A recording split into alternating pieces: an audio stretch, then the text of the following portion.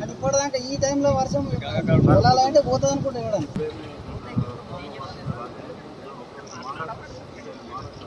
ప్రత్యేకంగా ఆదిలాబాద్ అసెంబ్లీ నియోజకవర్గంలో పెనుగంగ పరివాహక ప్రాంతం అంతా కూడా ఇప్పటికే 100 ఎకరాలలో పంటలన్నీ కూడా నీట మునిగినట్టు ప్రాథమికంగా సమాచారం వచ్చింది. ఒక పక్క పైన ఉన్నట్టు ఈ పెనుగంగ నది నుండి వచ్చేటటువంటి నీటి వల్ల జైనత్ బేలా ఈ 2 మండలాల్లో ప్రత్యేకంగా పెనుగంగ పరివాహక ప్రాంతం అంతా కూడా 100 ఎకరాల్లో నీటి ఉంది. ఇప్పటికే రైతు దాదాపు 40 నుంచి 50 వేల రూపాయలు పెట్టుబడి పెట్టి ఇంకొక నెల రోజుల లోపల పంట చేతికి వస్తుందన్న సమయంలో ఈ రకంగా పూర్తిగా ఈ పెనుగంగ పరివాహక ప్రాంత రైతులందరికీ ఇబ్బంది కలిగించే విధంగా ఈ యొక్క ముంపు రావడం, మరి ఇప్పటికే కేంద్ర ప్రభుత్వం స్పష్టంగా ఈ రాష్ట్ర ప్రభుత్వానికి ఆదేశాలు ఇవ్వడం, అదేవిధంగా నిన్ననే కేంద్ర హోంశాఖ మంత్రి అమిత్ షా గారు రాష్ట్ర ముఖ్యమంత్రి గారితో కూడా మాట్లాడడం జరిగింది. వెంటనే బాధలో ఆపదలో ఉన్నటువంటి రైతులందరినీ కూడా ఆదుకునే విధంగా ప్రయత్నం చేయాలని రైతులందరి తరఫున ఈ రాష్ట్ర ప్రభుత్వానికి విజ్ఞప్తి చేస్తాం. నష్టపోయినటువంటి రైతులకు భరోసా ఇచ్చే విధంగా ప్రభుత్వం నుంచి ఒక ప్రకటన వెలువడాలి. ఇప్పటికే దాదాపు పూర్తిగా 90% పంట మీద ఖర్చు పెట్టి దిగాలుగా రైతు ఇబ్బందికరమైనటువంటి బాధల్లో ఉన్నటువంటి పరిస్థితుల్లో రైతు భరోసా ఇచ్చే విధంగా ఒక ప్రకటన విడుదలయ్యాలి. మొదటి నుంచి కూడా మేము ఒక విషయాన్ని స్పష్టంగా ఈ ప్రభుత్వాన్ని చెప్తూ వస్తున్నాం.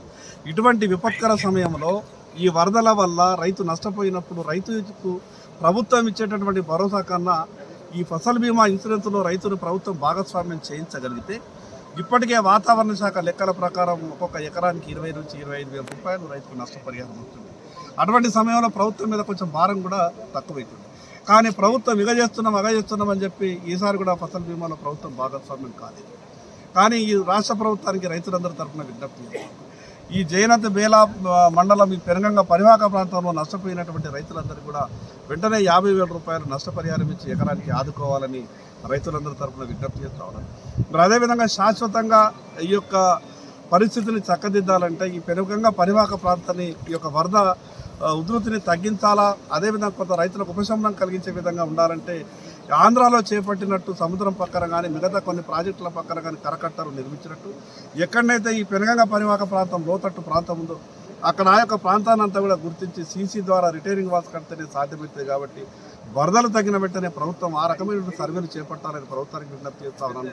అదేవిధంగా జిల్లా అధికారులకు విజ్ఞప్తి చేస్తా ఉన్నాను. వరదలు తగ్గిన వెంటనే ఏ జిల్లాలో ఎంతెంత నష్టపోయింది, అదేవిధంగా అవసరమైతే వరదలు ఉన్నటువంటి సమయంలో కూడా వీడియోలు అదేవిధంగా ఫోటోల ఫుటేజ్ ద్వారా, ఎందుకంటే వరద ఉన్నప్పుడు నీట మునిగినప్పుడు కేవలం నీళ్లు కొన్ని గంటలు 24 గంటలు 48 గంటలు పంట పూర్తిగా నీళ్ళల్లో ఉంటుంది. కానీ అధికారులు 3-4 రోజుల తర్వాత సర్వేకి వస్తాయి. ఆ చేన్లో నీళ్లు నిల్వ ఉండదు కాబట్టి ఇది మునిగినట్టు పరిగణించమని అనేక సందర్భాల్లో అధికారులు చేసినటువంటి వింతని గతంలో చూస్తాం. ఆ రకంగా కాకుండా ఇప్పుడు నీట మునిగినటువంటి పంటల్ని వెంటనే సర్వే చేయాలి.